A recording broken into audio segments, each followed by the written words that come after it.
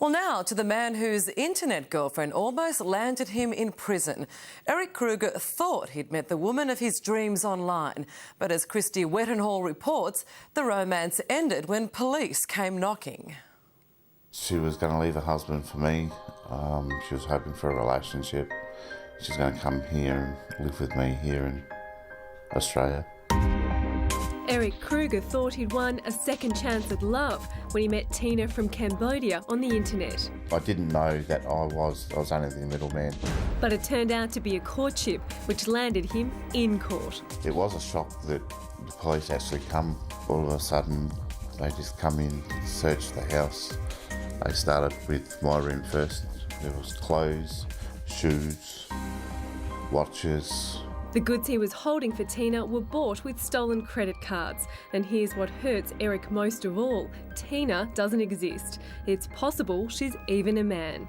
There's no friendship, no relationship, as in love relationship. There was nothing there at all. He was charged with handling stolen goods and was lucky to avoid prison.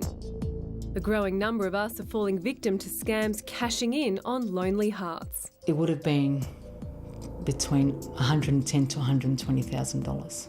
Melbourne mum Helen Yiannakopoulos was lured in by a newspaper ad, spruiking the services of a supposedly famous psychic named Habib Bamba. I put my hand in the pot, that's right, and he made me shake it. And then just all these $20 bills, $50 bills. Promised health and happiness, Helen was hooked. And so began a brainwashing scam, which robbed her of her life savings. All she had to do was wire money to an account in Gambia, Africa. It was that they needed to prey on the money and then I would get my money back. Lonely American romance author Jude Devereaux lost an astonishing $20 million to so-called psychic Rose Marks. The ACCC received 84,000 reports of scams last year, many preying on the vulnerable and lonely, and that's just the tip of the iceberg. Many more victims are understandably too upset or embarrassed to come forward. Always talk to friends or family or get independent advice before you part with money. Always check your bank statements. Elizabeth Lunyon from Consumer Affairs says there are several big scams to keep an eye out for at the moment. Number one is known as advanced fee fraud, where someone asks for money for goods or services and then never delivers. Secondly, there's investment fraud, where scammers take your money and run. Bogus lottery tickets are another big problem, along with phishing for bank and credit card details and fake invoices. I've already gone through one little bad little luck in my life. I didn't really want to go through it again.